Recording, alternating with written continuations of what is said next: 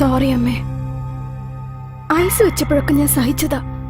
പക്ഷെ ഈ ചാരായ ഒഴിച്ചപ്പം എനിക്ക് ഛർദിക്കാൻ വന്നു. എനിക്ക് സഹിക്കാൻ കഴിഞ്ഞില്ല. അതുകൊണ്ടാ ഒച്ച വെച്ചത്. ഞാൻ പുതിയതല്ലേ, പയ്യെ പയ്യെ ഇതൊക്കെ സഹിച്ചോളാം.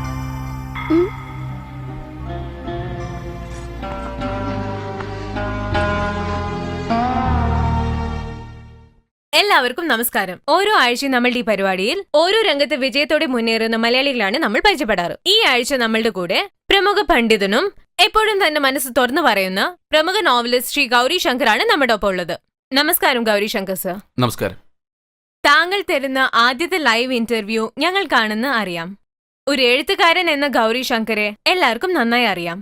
പക്ഷെ ഒരു എഴുത്തുകാരന് ഉപരിയുള്ള ഗൗരി ശങ്കരെയാണ് ഞങ്ങൾക്ക് ഇന്ന് അറിയേണ്ടത്. ഈ ഗൗരി ശങ്കറിന്റെ പേഴ്സണൽ ലൈഫിനെ കുറിച്ച് പ്രേക്ഷകർ അറിയണ്ട എന്നുള്ളതാണ് എന്റെ ആഗ്രഹം. ഒരു എഴുത്തുകാരനായിട്ടാണ് ഞാൻ ഇവിടെ വന്നിരിക്കുന്നത്. അതിനെക്കുറിച്ചുള്ള ചോദ്യങ്ങൾ മാത്രം ചോദിച്ചാൽ മതി. ഓ യെസ്, തീർച്ചയായും. സർ, ഇതിനു മുൻപേ താങ്കൾ എഴുതിയ നോവലുകളെല്ലാം എപ്പോഴും ഒരു ചർച്ചാ വിഷയമായിട്ടുണ്ട്. ഇങ്ങനത്തെ കഥകൾ തെരഞ്ഞെടുക്കാൻ കാരണം മറ്റ് എഴുത്തുകാരിൽ നിന്നും വ്യത്യസ്തമായി നിൽക്കണം എന്ന് തോന്നുന്നത് കൊണ്ടാണോ, അതോ സ്വന്തം മനസ്സിൽ വരുന്ന ആശയങ്ങളാണോ തെരഞ്ഞെടുക്കുന്നത്?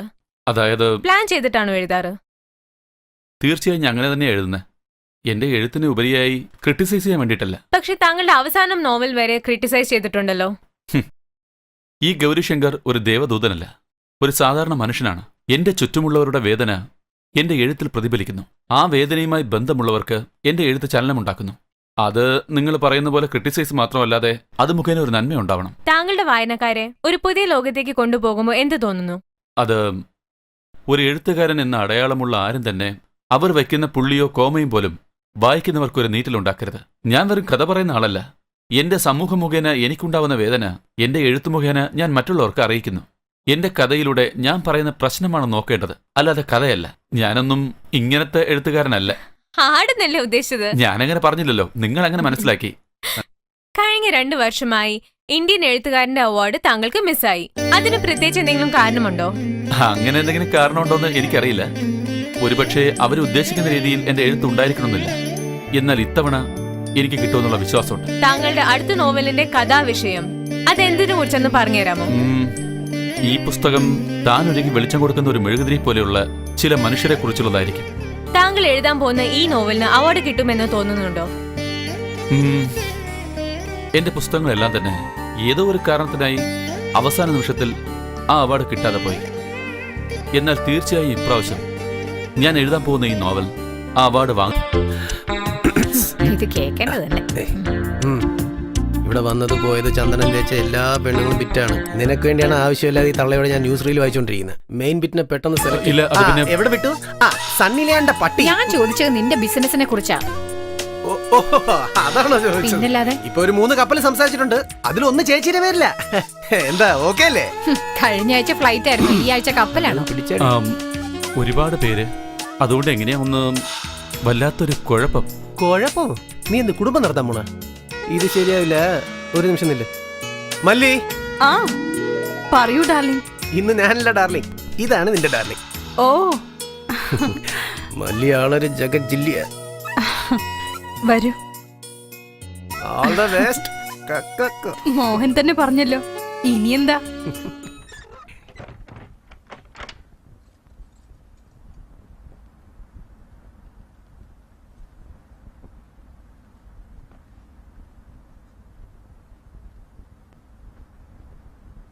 ആദ്യമായിട്ടാണോ?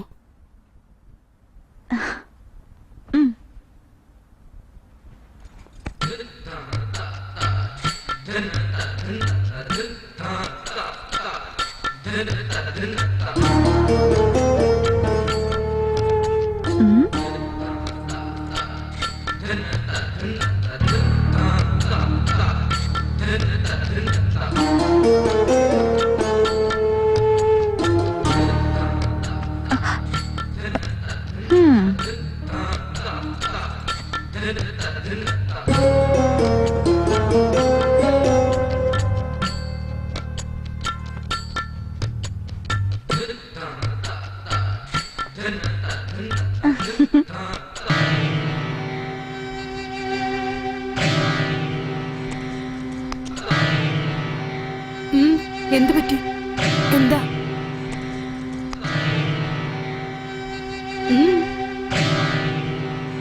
സോറി.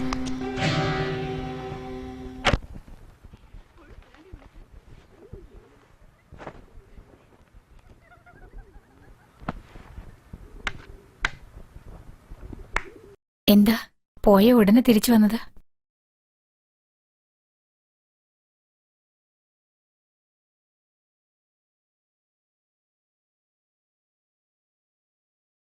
ഓ,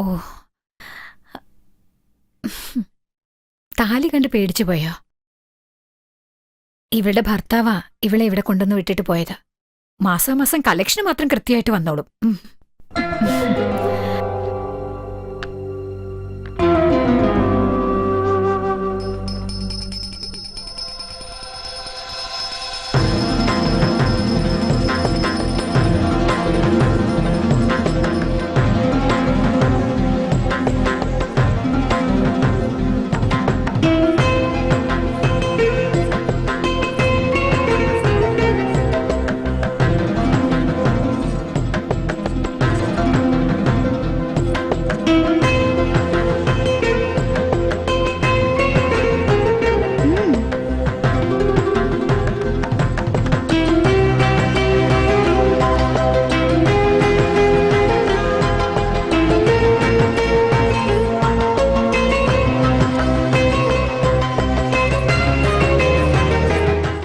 ഈ കുട്ടിയെ വേണോ?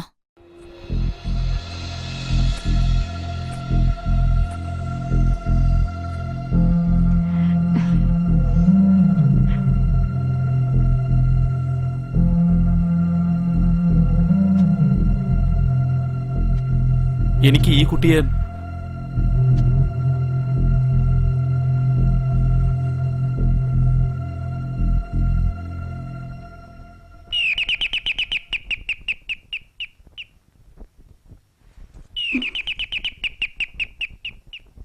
അമ്മേ, അമ്മേ, ആ, മാമ വന്നിരിക്കുന്നു.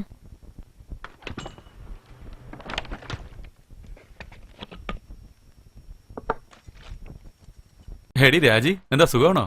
സുഖായിരിക്കുന്നു. നിങ്ങൾ ഇനിയും കഴിച്ചില്ലേ? ഞങ്ങള് കഴിച്ചു മോനെ. നിനക്കാ? ഇല്ല, എനിക്ക് വേണ്ട, വിശപ്പില്ല.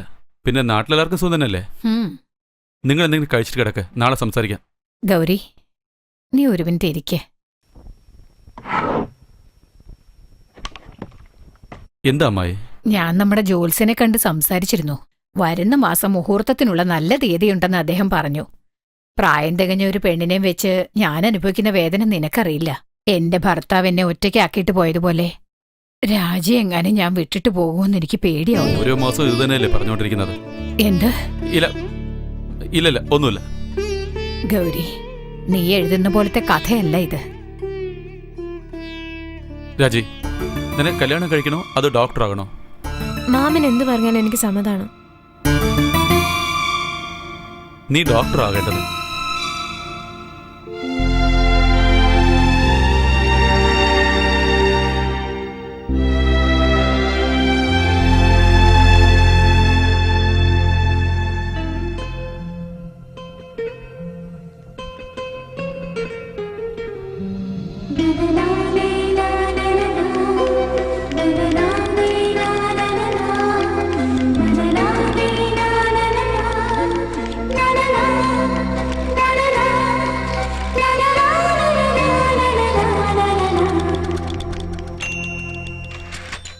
അയ്യോ, ഇന്ന് അവൾക്ക് നല്ല സുഖമില്ലല്ലോ.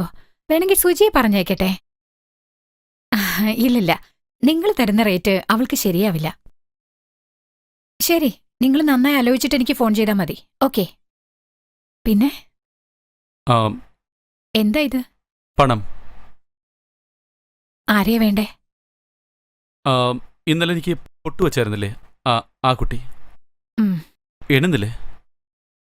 ഇല്ല, കൃത്യമായിട്ടുണ്ടാവും. മുകളിലത്തെ റൂമിലുണ്ട്, നിങ്ങൾ അങ്ങോട്ട് പൊയ്ക്കോളൂ.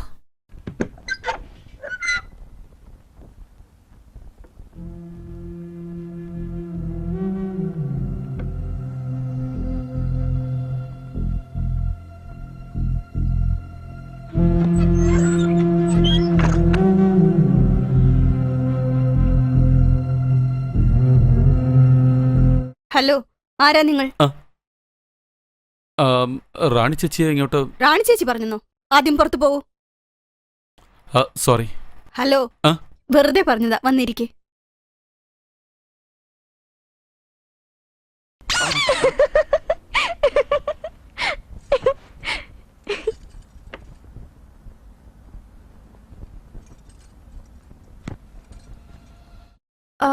പണം കൊടുത്തല്ലോ?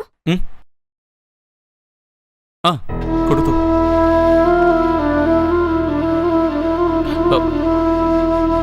അത് ഇല്ല, വേണ്ട. അതെന്താ? എനിക്ക് കുറച്ച് സംസാരിക്കണം. ഇവിടെ ആരും സംസാരിക്കാൻ വരാറില്ലല്ലോ. എനിക്ക് സംസാരിക്കണം. ഹാ. എന്താ പറയാനുള്ളത്? നിന്റെ പേരെന്താ? നല്ല ചോദ്യം. ഓരോ ദിവസം ഓരോ പേരാ. മൈഥിലി, സംഗീത, സുമതി. ആർക്കൊക്കെ ഏതാണോ ഇഷ്ടം അതാണ് എന്റെ പേര്. നിനക്ക് ഏത് പേരാ ഇഷ്ടം? നിന്റെ യഥാർത്ഥ പേരെന്താ? അമ്മു. മുഴുവൻ പേര് പറ. മുഴുവനായിട്ടില്ലേ? അമ്മു. അമ്മു. അമ്മു. എന്നെ നിനക്ക് ഇഷ്ടപ്പെട്ടോ? ഇഷ്ടപ്പെട്ടില്ലെന്ന് പറഞ്ഞ എഴുന്നേറ്റ് പോവോ? കാശ് കൊടുത്തില്ലേ, അപ്പൊ ഇഷ്ട. ഒരു മിനിറ്റ്. പോലീസ് റെയ്ഡിന്ന് വന്നിട്ടുണ്ട്. റാണിയമ്മ നിങ്ങളോട് താഴേക്ക് വരാൻ പറഞ്ഞു. ശരി, നീ പോ. പോലീസ് റെയ്ഡാണെന്ന് നാളെ ആയാലോ?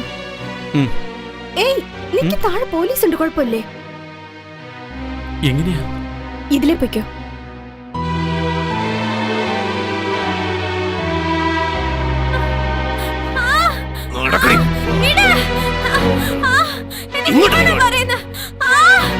അവളെ വിട്. ഒരു മിനിറ്റ്.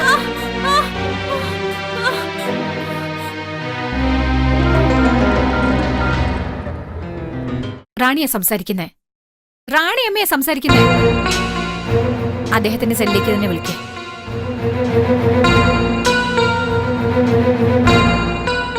എല്ലാത്തിനെയും വിളിച്ചോണ്ട് വാ. Sir, commissioner.